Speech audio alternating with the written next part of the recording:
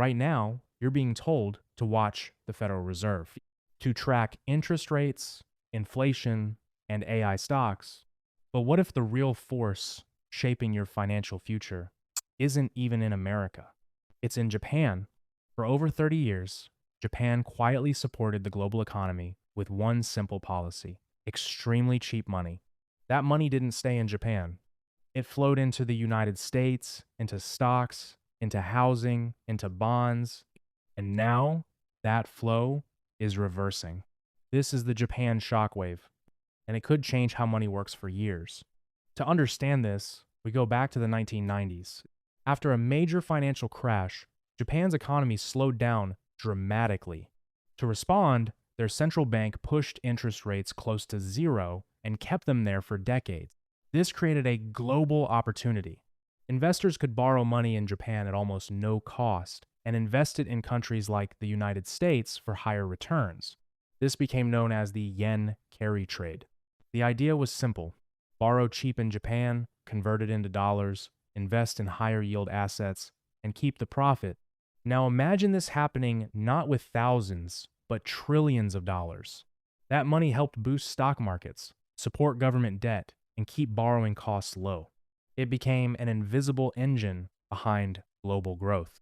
But this system had one condition: Japan had to keep rates low. In 2024, that started to change. Inflation reached Japan, and their central bank began adjusting policy. Rates started rising, and suddenly, the entire equation changed. Borrowing wasn't free anymore. Currency risks increased, and profits from the carry trade started shrinking. So, what happens when the trade stops working? Money moves back. This process is called repatriation. Capital that once flowed into global markets starts returning to Japan. And when that happens at scale, it creates pressure everywhere else. Now let's connect this to your life. For decades, global demand helped keep US bond yields stable. If that demand weakens, yields may stay higher than expected. Mortgage rates depend on those long-term yields.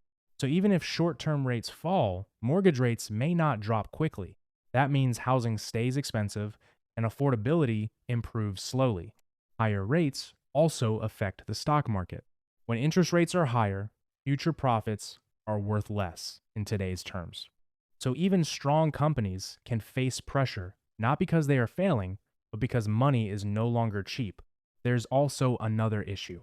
During years of low rates, companies borrowed heavily. Now those loans are expiring.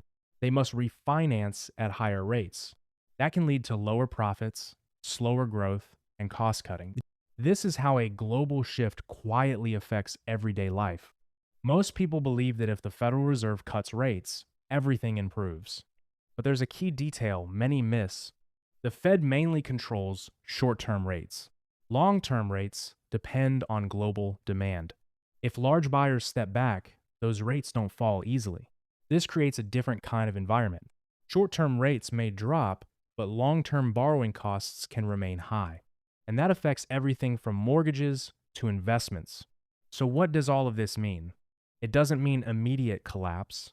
It means change.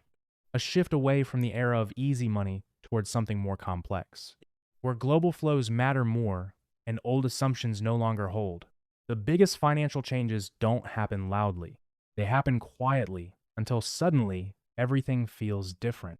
And right now, this might be one of those moments.